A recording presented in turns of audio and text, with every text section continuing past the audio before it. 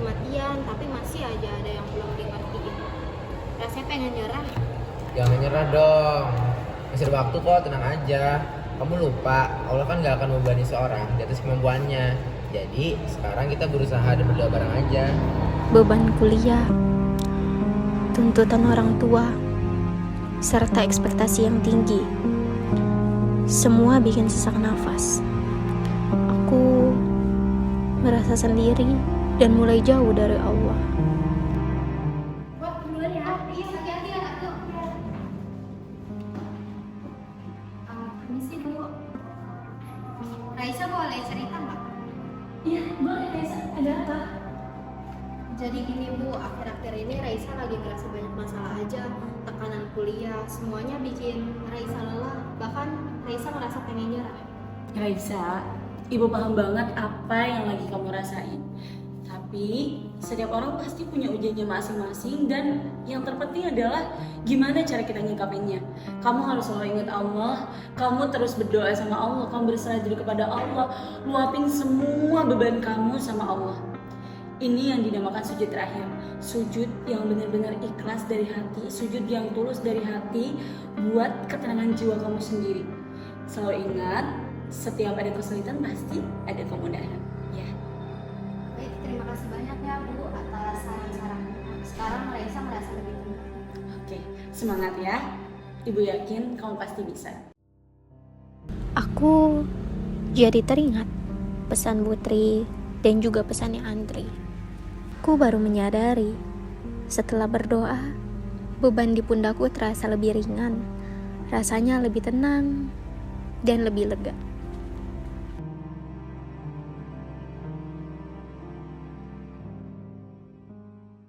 Nah, ini baru Resa yang aku kenal, mukanya gak busuk-busuk lagi. Iya, ternyata aku cuma butuh buat dinasehatin aja buat balik ke Allah.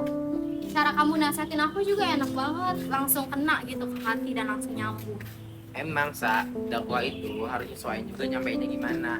Kadang cuma ngobrol santai kayak tadi, itu udah termasuk kebaikan.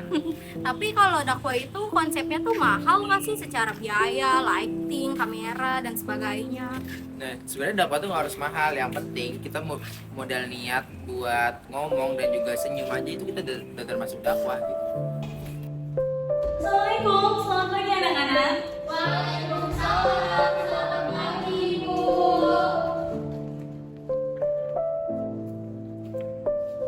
Gimana anak-anak, udah siap buat mulai ujian? Siap Ibu. Senyum dong. Oke, sebelum kalian mulai ujian, saya mau ingetin satu hal. Ujian ini gak cuma soal angka dan jawaban, tapi ujian keimanan. Jadi buat kalian, anak-anakku, kalian tetap jujur, tetap berusaha, dan jangan lupa untuk berdoa, oke? Baik Ibu. Andi.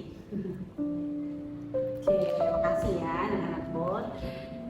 Ibu juga mau ngasih tahu ke kalian beberapa hal kalau dakwah itu bukan kita harus dakwah di masjid, bukan juga kita nunggu jadi ustadz atau ustazah, tetapi dakwah ini adalah menyampaikan kebaikan.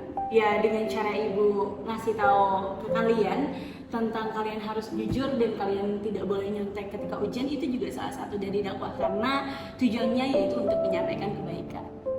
Bu, mau nanya boleh nggak? Boleh banget dong. Kalau misalkan dakwah di media sosial itu budgetnya harus mahal nggak? Terus harus modal lighting sama kamera gitu nggak?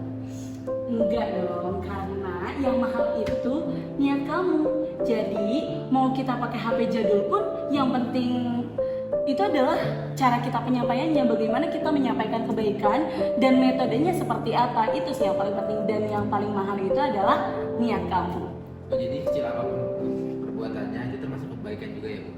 Betul sekali, itu kan sekali Andri. Jadi sekecil apapun kebaikannya dan bagaimana cara metodenya, itu yang paling penting.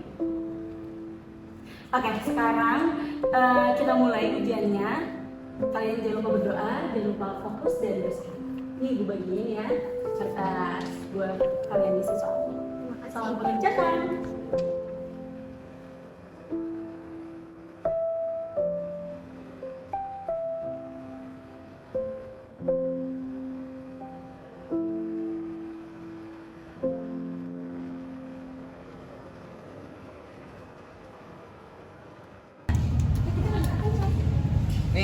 apresiasi habis ujian. Apa ini? Coklat gratis, budget minimal, pala maksimal. Sekarang coklat juga jadi media dakwah ya? Semua tuh bisa jadi media, yang penting caranya pas, budgetnya nggak harus gede, yang sederhana juga, itu bahkan bisa lebih nyentuh. Oke, makasih banyak ya Andri. Iya, sama-sama. Aku udah belajar, udah usaha, tapi tetap gagal. Sholat tiap hari, tapi tetap nggak dapat hasil yang aku mau. Terus, semua ini tuh apa sih gunanya? Percuma semua ini. Sholat, doa, tetap aja nggak dikabulin. Aku capek, aku muak. Sarah, kenapa? Ada apa? Aku capek, Ra. Aku udah usaha begadang sampai malam buat belajar. Tapi apa hasilnya? Nilai ujianku gagal lagi. Sarah, udah. Kadang kita tuh terlalu fokus sama apa yang kita kejar sampai lupa siapa sih yang sebenarnya harusnya kita deketin. Tapi kalau kayak gini rasanya percuma. Aku sholat, aku doa. Kalau nggak ada hasilnya. Iya, mungkin aku paham. Tapi coba deh, kamu coba sholat lagi, doa yang lebih ikhlas. Dan bukan perkara kita ini itu, dan bukan nyari hasil, tetapi nyari ketenangan. Deketin kita kepada Allah. Percaya deh, orang yang bertuhan itu pasti selalu akan bertahan. Oke? Kamu duluan ya. Ya, makasih ya, Sa.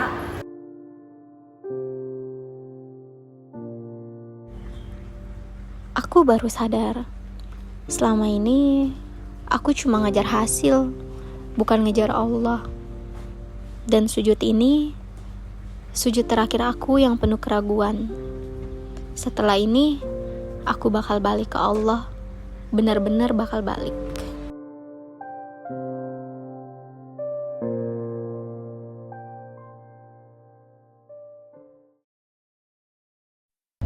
Teman-teman sekalian, Allah tidak akan menilai seberapa besar yang kamu lakukan, tetapi Allah akan menilai seberapa tulus kamu melakukannya. A'udzubillahi minasyaitonirrajim. Bismillahirrahmanirrahim. Ya ayyuhalladzina amanu 'alaikum anfusakum la yadhurrukum ma dhalla idza tadaitum. Ya artinya, wahai orang-orang yang beriman, jagalah diri kalian. Orang yang sesat tidak akan membahayakan kamu ketika kamu sudah mendapatkan petunjuk. Dalam Quran surat Al-Maidah ayat 105. Raisa, kamu bukanlah gagal, tetapi kamu sudah menang.